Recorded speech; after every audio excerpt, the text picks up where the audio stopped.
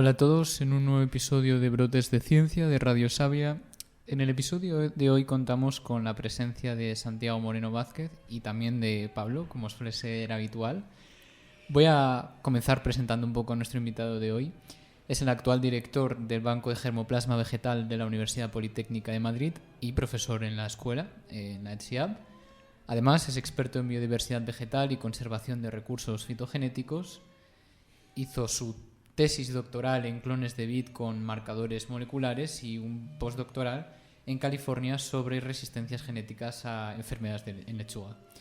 Entonces, simplemente saludaros a los dos y muchas gracias, Santiago, por estar hoy aquí con nosotros. Muchas gracias.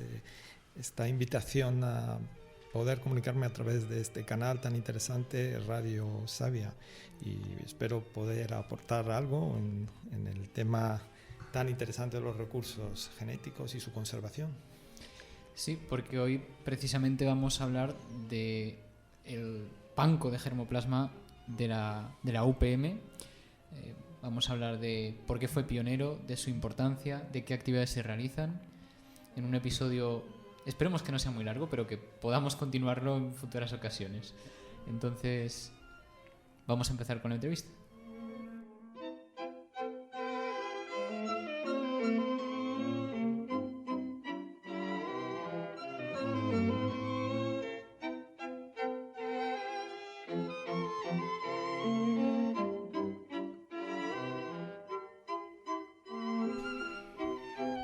Bueno, Santiago, pues para los que no estén familiarizados con el banco, cuéntanos para empezar, así en términos más generales, en qué consiste el Banco de Germoplasma de la UPM y qué relevancia tiene para la universidad y en qué se diferencia respecto a otros bancos que en España o del mundo. Bueno, la misión de un banco de semillas en general, sin entrar en detalles, no es única. Yo distinguiría fundamentalmente dos cosas. Por una parte, la conservación de un material biológico que tiene valor, y por otra parte, facilitar a los investigadores, tanto en lo público como en lo privado, desarrollos sobre estos materiales. El acceso a estos materiales, si no hubiese bancos, sería complejo. Habría que ir cada vez en cada proyecto de investigación, habría que ir a la naturaleza o a las fuentes donde están esos materiales, esas semillas, y recoger. Eso llevaría tiempo y llevaría bastante dinero. Pues los bancos de germoplasma simplifican esto. Respecto a los tipos de bancos de germoplasma, fundamentalmente hay dos. Bancos especializados en semillas de plantas cultivadas, cuya misión fundamental está relacionada con la seguridad alimentaria, y bancos relacionados con semillas de material silvestre. En este caso, lo que es la conservación, la función de conservación sería la función principal. Evitar que desaparezcan de la naturaleza materiales biológicos que tienen por sí mismo valor, no solo valor económico, valor ambiental, valor ecológico. En nuestro banco es un banco fundamentalmente de material silvestre. Es un banco pionero en el mundo, ya que en el año 66, cuando se creó, lo creó el profesor también de la escuela, César Gómez Campo. En el año 66 no había bancos de germoplasma dedicados a plantas silvestres, sí había bancos importantes ya, 4 o 5 bancos en el mundo, dedicados a la conservación de semillas de material cultivado. Dentro del material silvestre que conserva el banco hay una fracción que no llega al 15%, pero es bastante significativa, de material relacionado con cultivos, es decir, son parientes silvestres de los cultivos, que siempre han sido importantes, pero ahora con los nuevos desarrollos biotecnológicos todavía lo son más. Y una pregunta es, en el momento en el que se creó este banco de germoplasma de la UPM, pionero en el mundo, decimos, ¿cuál fue la motivación realmente detrás? Porque a lo mejor se prestaba más atención entonces a las plantas cultivadas por todo el tema de seguridad alimentaria, porque era una necesidad más acuciante y a lo mejor se consideraba como más secundario las especies, digamos, silvestres, que ahora, como has comentado, se ha visto su verdadera importancia una vez que hemos sido capaces de dominar un poco la naturaleza con esas herramientas biotecnológicas, ¿no? Claro. Bueno, fundamentalmente se creó por motivos de conservación. En el banco están representados como el 20% de la flora española amenazada. Se trataba de evitar que desapareciesen de la naturaleza pues, especies endémicas en peligro de extinción, de desaparición, por distintas causas. Esa fue la motivación, digamos, primera fundamental. Pero también César se centró en un grupo de plantas pertenecientes a la familia de las crucíferas. La colección más importante la subcolección más importante dentro del Banco Germoplasma pertenece a esta familia.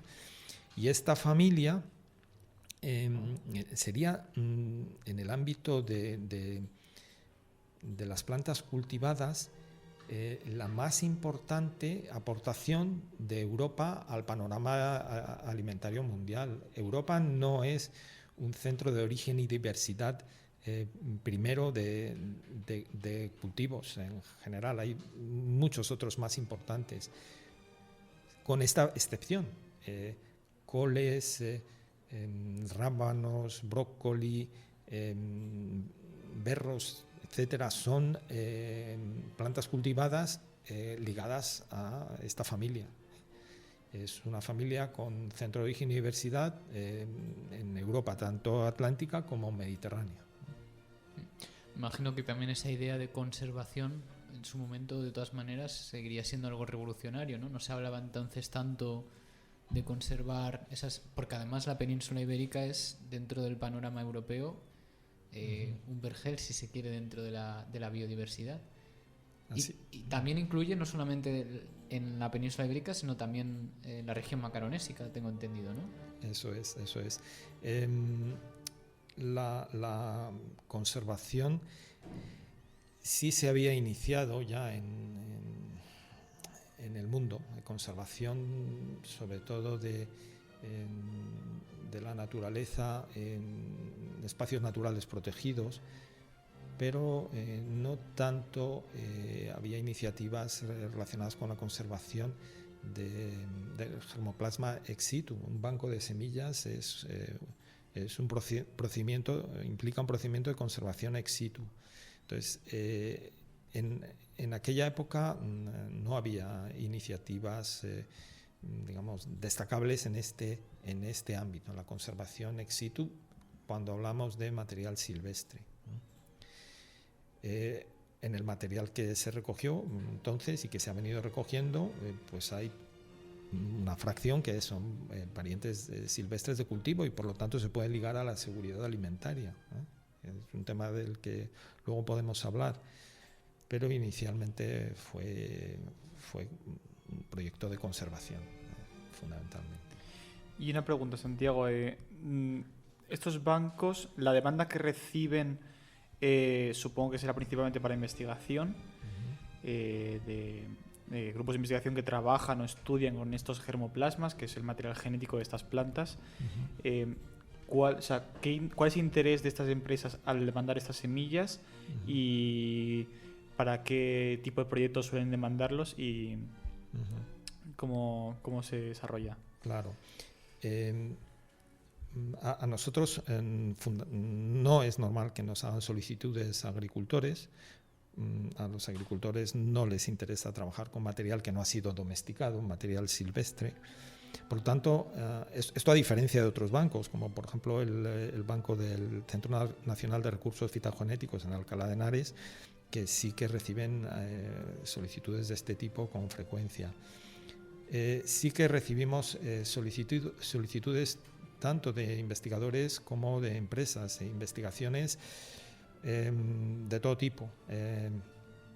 Investigaciones sobre taxonomía, filogenia de los materiales, pero también mucho interés en material relacionado con los cultivos, con vistas a utilizar el acervo genético que hay en el material silvestre para la mejora del material cultivado.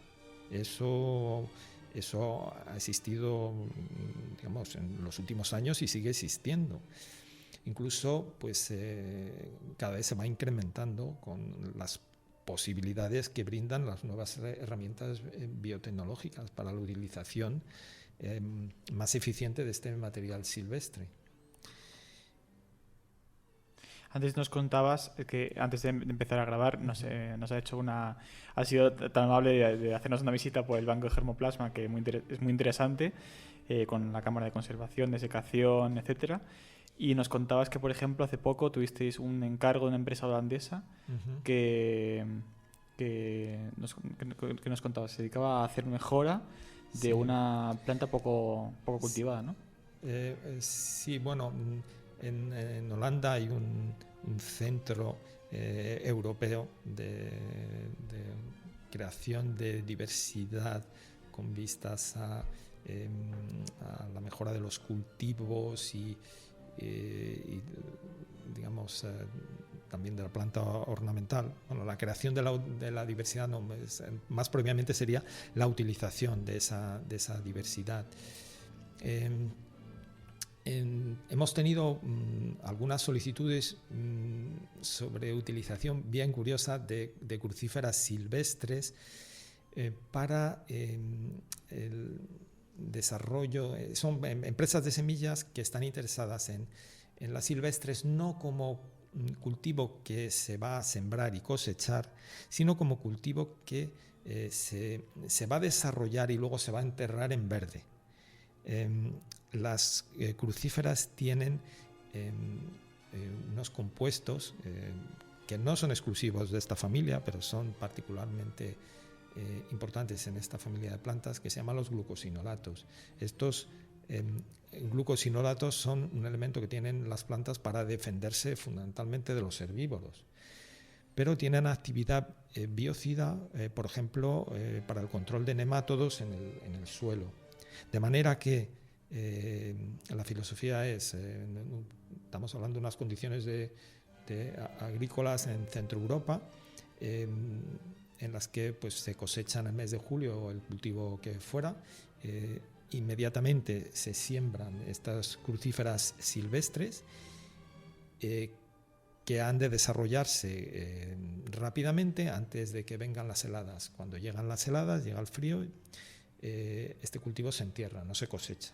Y esto contribuye a la mejora sanitaria del suelo y que tiene su impacto económico, por ejemplo, permitiendo que se acorten los periodos que hay entre cultivos de especies que dan problemas con los nemátodos, o que van a tener problemas con los nemátodos, como las patatas. Se acortan la repetición sobre el mismo terreno de cultivo de patata o de remolacha, pues se puede acortar habiendo metido estos cultivos intercalares con crucíferas silvestres, ¿no? O sea, hay empresas que aprovechan este nicho de mercado y trabajan con material silvestre que no tiene interés alimentario, sino este tipo de interés.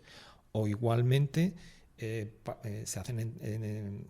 entierra en verde germoplasma silvestre para la mejora del estado de fertilidad del suelo, particularmente de nitrógeno, cuando se habla de leguminosas.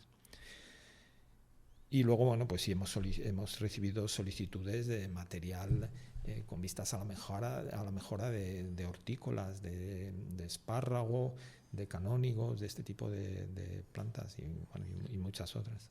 Claro, nos comentabas que esta mejora vegetal usando el acervo genético de las plantas silvestres, de los parites silvestres, nos comentabas que tenía una posibilidad clásica, que es la que se lleva haciendo tanto tiempo, que es haciendo cruces para encontrar nuevas variedades con nuevas propiedades, y luego gracias a las tecnologías biotecnológicas, o sea, a las nuevas tecnologías biotecnológicas, un poco redundantes, sí, pero gracias a estas tecnologías puedes coger un alelo, por ejemplo, que se ha desarrollado en la naturaleza debido a a la existencia de estreses que no tenemos tanto en cosecha tradicional e implementarlos para algún fin, ¿no?, concreto.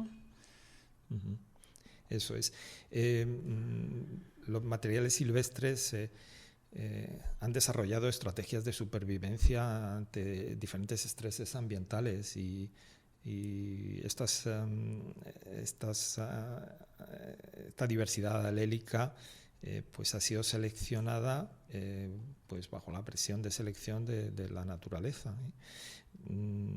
Son plantas acostumbradas o especies acostumbradas al estrés. En cambio, los cultivos no tanto. El agricultor ampara al cultivo proporcionándole agua, fertilizantes, librándole de plagas, de enfermedades. En estas condiciones las plantas realmente pues no necesitan tener una gran diversidad alélica en lo que a adaptación ambiental se refiere. Esto era hasta ahora, pero estamos viendo que la agricultura del futuro, y no tan lejano, pues va a ser una agricultura de muchos menos insumos, en la que las plantas cultivadas van a depender más de sí mismas, van a tener que ser más resilientes y va a haber menos agua, va a haber menos fertilizantes, menos agroquímicos y por tanto se espera que estos cultivos tengan una diversidad alélica que permita afrontar en parte los nuevos retos, muchos de ellos vinculados al cambio climático. Tradicionalmente la mejora genética aprovechaba ya estos alelos, esta diversidad silvestre para la mejora de cultivos. Fundamentalmente estamos hablando de parientes silvestres de los cultivos en lo que sería el acervo primario o secundario, el acervo genético primario o secundario ligado a los cultivos. Había cierto germoplasma que no podía, cuya diversidad alélica no podía aprovecharse en favor de los cultivos por barreras, digamos, de fertilidad, no eran posibles los cruzamientos. Bueno, pues hay ahora herramientas biotecnológicas que permiten superar estas dificultades. Incluso se está yendo más allá, es decir, no se trata de mejorar cultivos actuales, sino de crear nuevos cultivos directamente a partir del material silvestre, con herramientas como la edición génica. Esto está abriendo posibilidades para la obtención de variantes, digamos, de lo que son los actuales arroces, Oryza sativa, a partir de especies silvestres como Oryza alta, tetraploides con más capacidad de adaptación ambiental, o parientes del trigo como del género Tinopirum, por ejemplo Tinopirum intermedio, que permiten obtener cosechas cerealistas vivaces, que no haya que sembrar todos los años, sembrar y cosechar todos los años. Son propuestas futuristas, pero bueno, sobre las que se está invirtiendo bastante en grandes centros de investigación en el mundo. Claro, esto supuso también un cambio de paradigma, imagino, porque esto hace unos años no era concebible que lo que en un principio se destinó, digamos, a la conservación, hoy pueda ser útil para, con esas nuevas herramientas de edición génica, aprovechar las características que las especies silvestres pueden aportar a la concepción, digamos, contemporánea de la agricultura en el estrés de los cultivos ante, por ejemplo, más salinidad, menos agua, menos cantidad de agua, pero a la vez también con esa edición génica consiguiendo unos cultivos a partir de las especies silvestres que puedan ser, digamos, de cara al consumidor apetecibles, o sea, que tengan propiedades organolépticas que se puedan vender a la vez. Claro. Exacto, así es. esto es como en los yacimientos arqueológicos. Siempre los arqueólogos que están trabajando hoy se dejan una parte del yacimiento sin tocar, pensando en que los arqueólogos del futuro dispondrán de herramientas mejores para analizar esa fracción, ¿no? del yacimiento. Y aquí la idea era esa. Realmente, en el año 66, cuando César empezó con todo esto, pues no se imaginaba ni los retos a los que se enfrentaría la agricultura pues 50 años después, ni las herramientas de las que se dispondría entonces, ¿no? No se sabe, y ante esa incertidumbre lo que hay que hacer es conservar, porque si conservas, luego tienes posibilidades de hacer algo. Si el germoplasma desaparece, ya no hay herramienta biotecnológica ni reto que superar con ayuda de un material que ya no existe. Es fascinante, efectivamente, lo que se ha abierto es un nuevo paradigma. Y si nuestro banco fuese un banco no de semillas, sino de acciones, podríamos decir que la biotecnología ha revalorizado las acciones del banco. Por cierto, que en el banco, ni en el nuestro, ni en bancos de germoplasma similares públicos, se cobra hoy por hoy por los recursos que se suministran. Es un sistema que ha funcionado así en el ámbito de las semillas y que me consta que no funciona igualmente en otros ámbitos, como por ejemplo en el de microorganismos. Los bancos de microorganismos sí que tienen unas tarifas. Yo no sé qué pasará en el futuro. Lo que sí está claro es que la gestión económica de este tipo de instituciones es un tema sin resolver. Cada banco tiene su origen, depende de unas entidades diferentes, pues hay comunidades autónomas, hay universidades, centros de investigación, en fin, la diversidad es enorme. Y las fuentes de financiación pues también muy diferentes.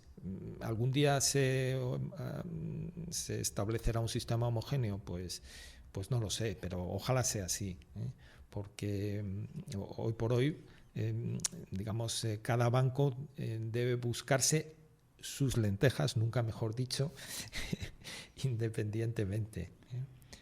Además nos comentabas que la filosofía económica variaba en función de si la solicitud era un recurso físico, es decir, semillas tal cual, o una información genética o biológica, como puede ser pues el genoma, proteoma, etcétera, ¿no? Claro. Eso es un tema que se ha suscitado recientemente y que complica un poquito más el acceso a los recursos fitogenéticos en bancos de semillas o in situ en la propia naturaleza. Ha venido regulándose internacionalmente a través de dos acuerdos.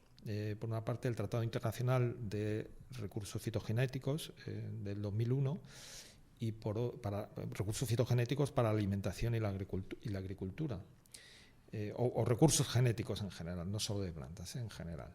Y luego, más adelante, en 2010, el Tratado Internacional de Nagoya, o los Acuerdos de Nagoya, por el que se regulaba el acceso a los recursos genéticos silvestres, no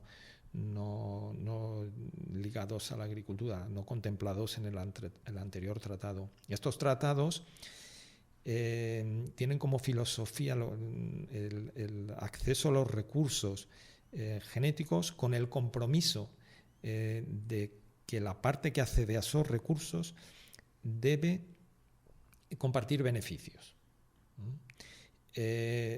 Esto, que es tan fácil de entender y de expresar, es difícil de llevar a la práctica. ¿Cómo se hace esto?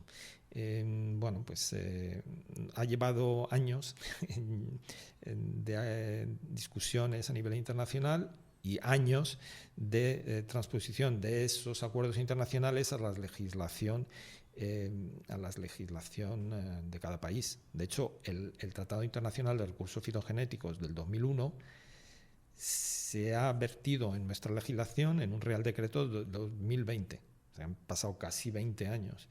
El protocolo de los procedimientos de Nagoya se transcribieron a nuestra legislación en el 2017. O sea que el proceso no ha sido sencillo.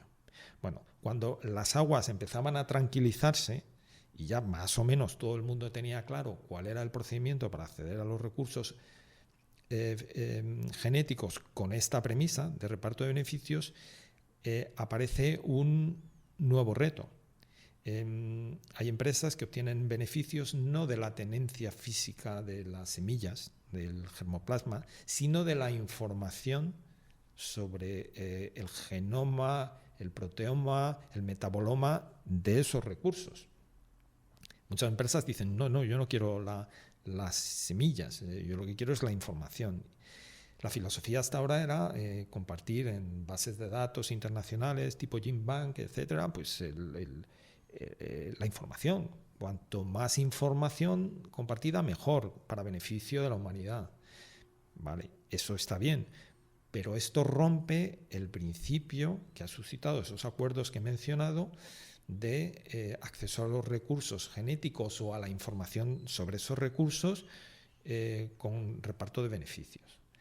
Ahora la discusión está ahí. ¿Cómo conseguir que se haga reparto de beneficios cuando este beneficio se obtiene a partir de la información del recurso genético, no del propio recurso genético en sí?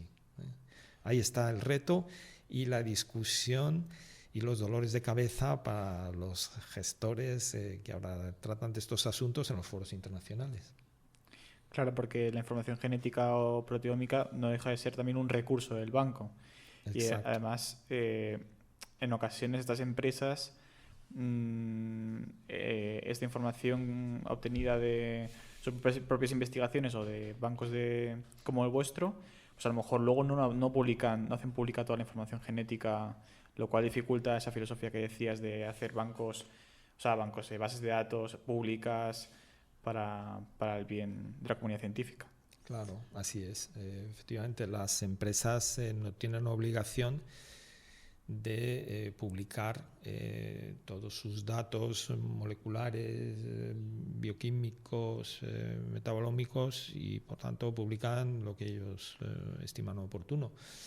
Es complicado el tema de la gestión de la información, pues un poco como lo que pasó cuando se popularizó la música a través de los CDs, ¿no? No había manera de controlar las copias ilegales, copias piratas de música con sus derechos, ¿no?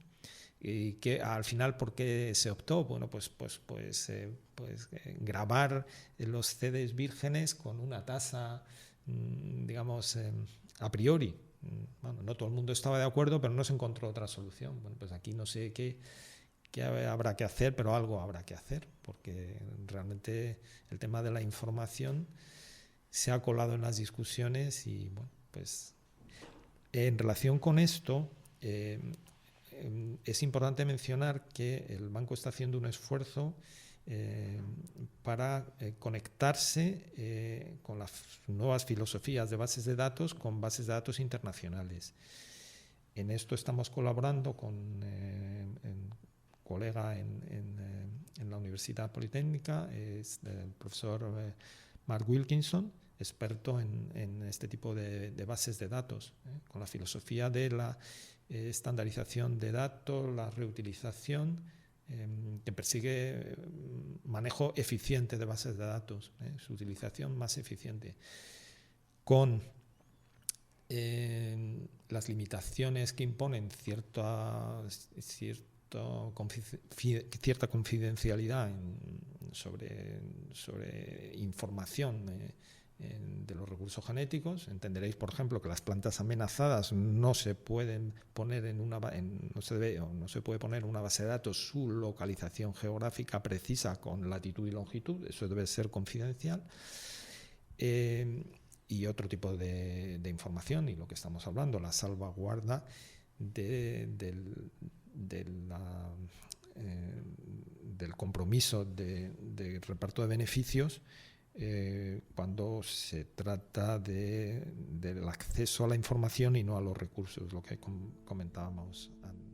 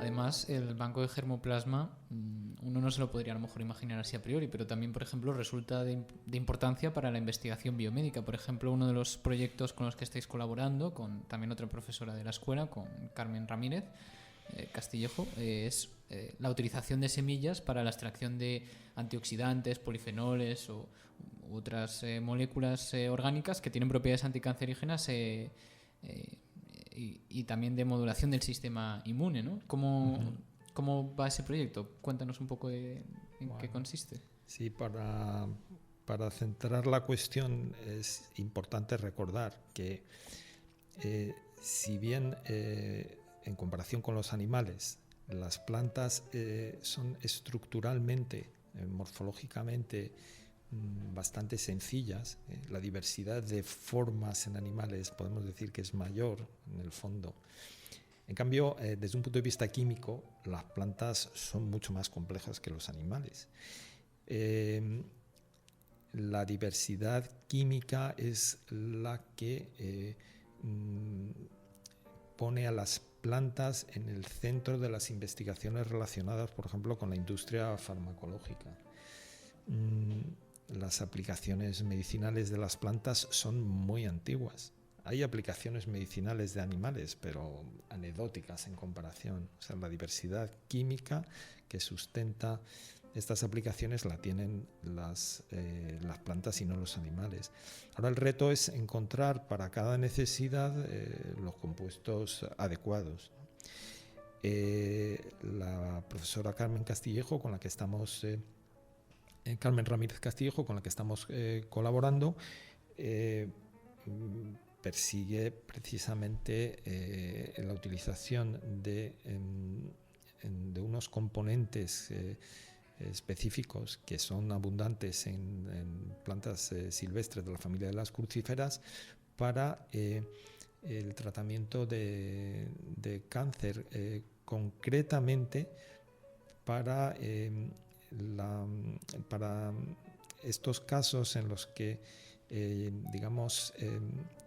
se producen rebrotes de cánceres que habían aparentemente sido controlados, que es un tema desde un punto de vista bioquímico complejo que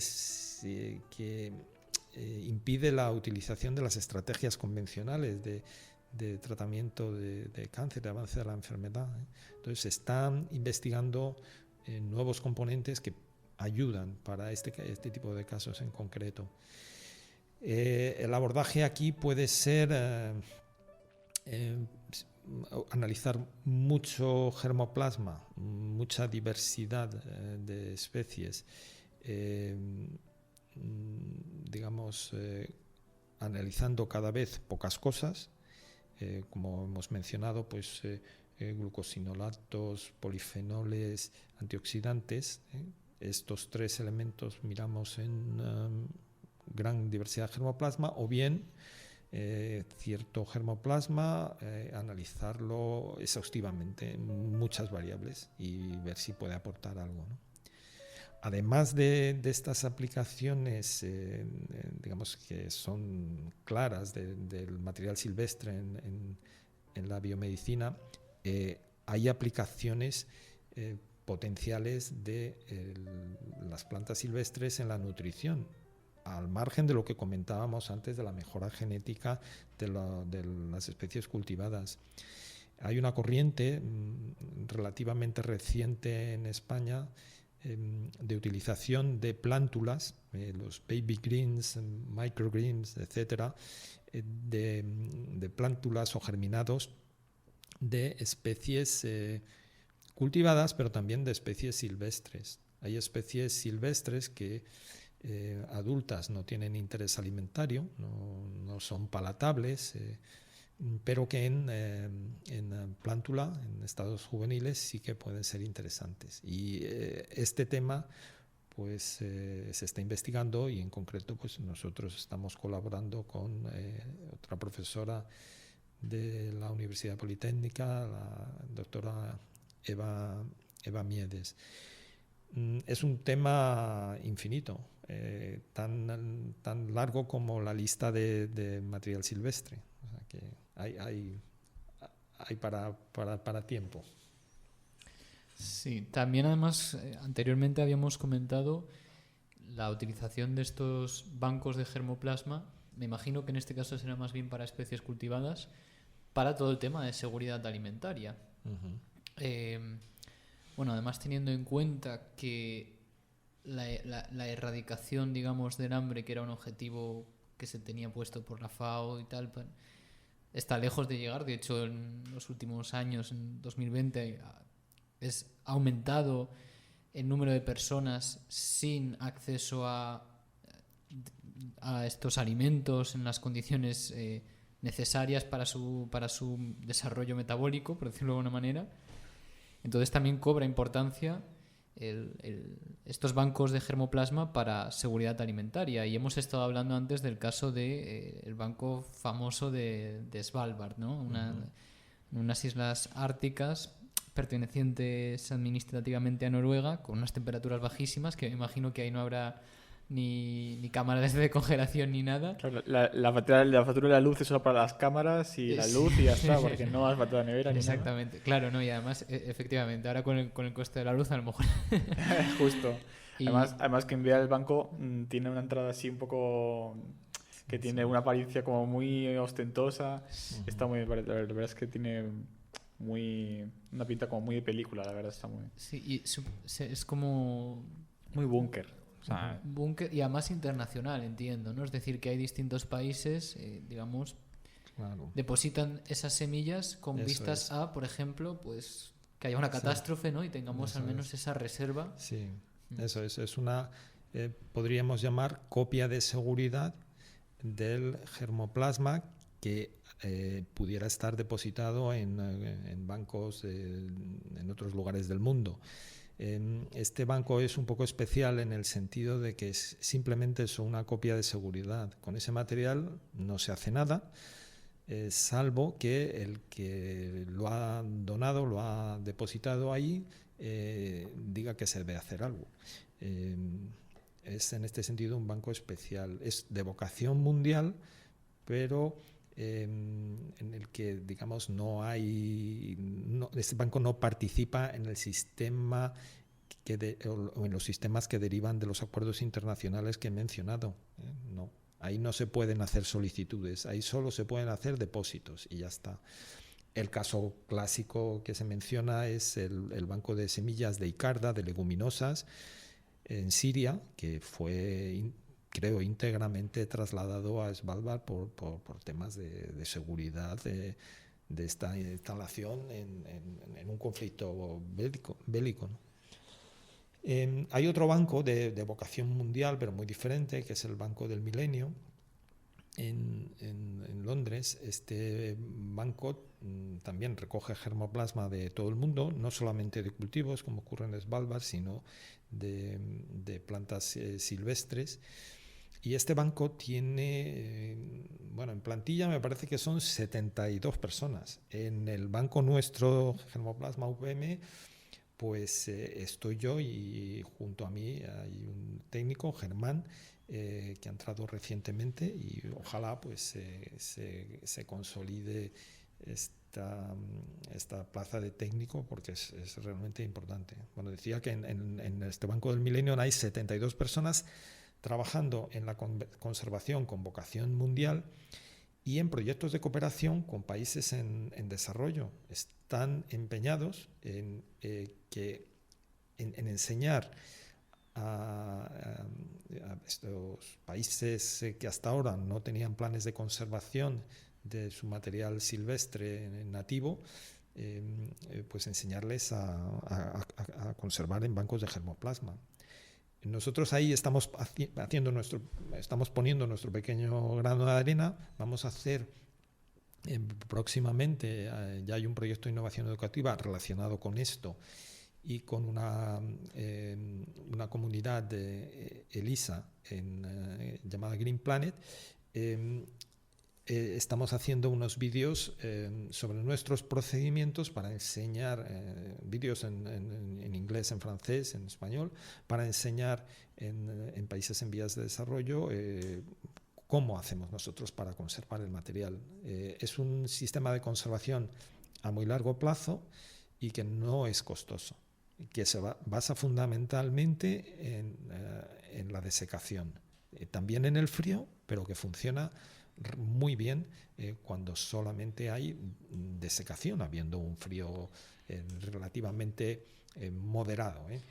Además, a mí me sorprendió justo que lo mencionas, me sorprendió que nos contaste antes que por cada porcentaje de humedad que disminuyes aumenta, o sea, multiplica por 2 la duración en años, sí, y por cada 5 grados que enfrías. Sí. O sea, que si enfrías, yo que sé, a lo mejor mantienes a menos 15 grados y disminuyes un 20% de la humedad, a lo mejor te dura millones de años o sí, miles de millones de años. Sí, sí, sí. Y es una copia de seguridad, o sea, con garantía de estar aquí hasta que la humanidad se acabe todas las veces que haga falta. Claro, claro.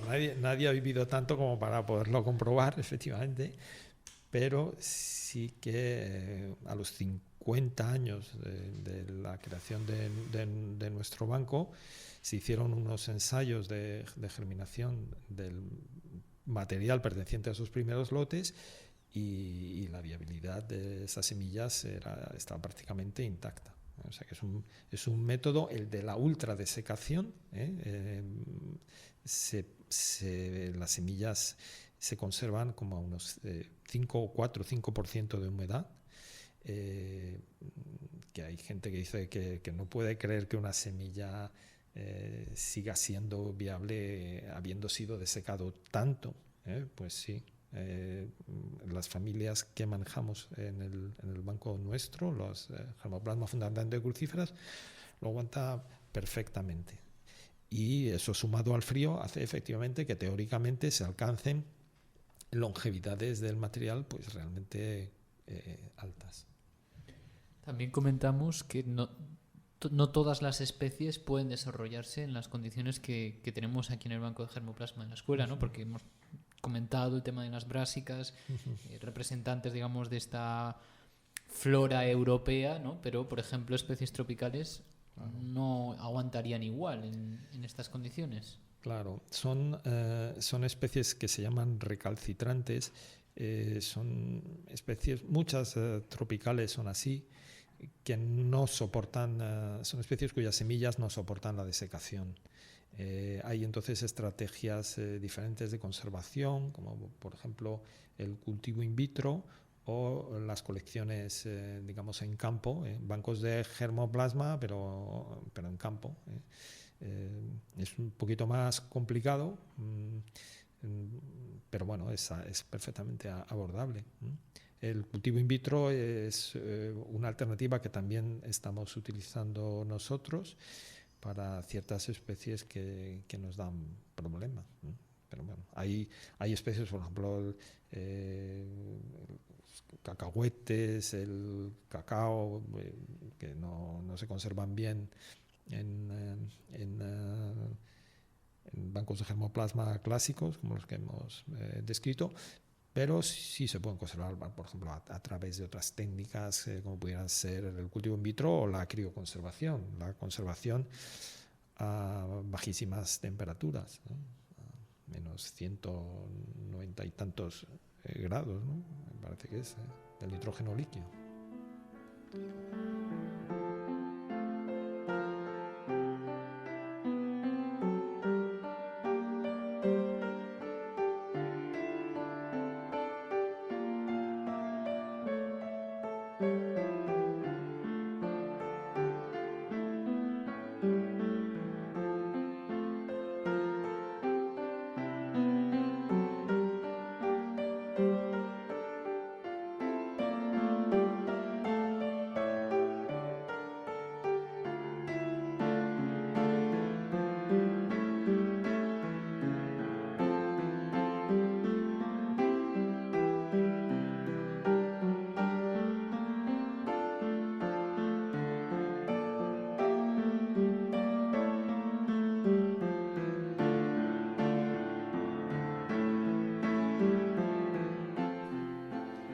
pues el tiempo de esta entrevista está llegando a su fin, desgraciadamente, porque la verdad el tema es muy interesante, pero como tenemos aquí a Santiago en la escuela, esperamos poder contactarlo otra vez, aunque nos quiera hacer una invitación a todos los oyentes del programa. Claro, por supuesto. Nosotros, y esto no es de ahora, es tradición hacer en el banco jornadas de puertas abiertas coincidiendo con la Semana de la Ciencia, que suele ser la segunda semana de noviembre. Entonces, hacemos normalmente una visita al banco de germoplasma, al museo de semillas de la escuela, que está en el torreón central del edificio de agrónomos, que se llama el museo de la escuela, y terminamos con una visita en los campos de prácticas al aula verde invernadero, que sería como una especie de arca de Noé vegetal, en la que se pueden ver las plantas cuyas semillas se han visto previamente en el banco, ¿no? Pues muy bien, pues entonces muchas gracias por el tiempo que hemos estado aquí charlando y las cosas que hemos podido aprender de este tema. Gracias también a Pablo por estar con nosotros en la mesa. A vosotros. Y nada, Santiago. Gracias a vosotros, por supuesto, ha sido un placer. Cuando quieras podemos volver a retomar esta conversación. Bueno, pues muchas gracias también a todos los oyentes de este episodio. Y por supuesto a nuestro técnico de sonido, que siempre técnico está de sonido, que no se nos en la olvide. sombra manejándolo todo y es el que hace posible todo esto. Que esto se escuche, sí. Nos vemos entonces en otro episodio de Brotes de Ciencia. Hasta luego. Hasta luego.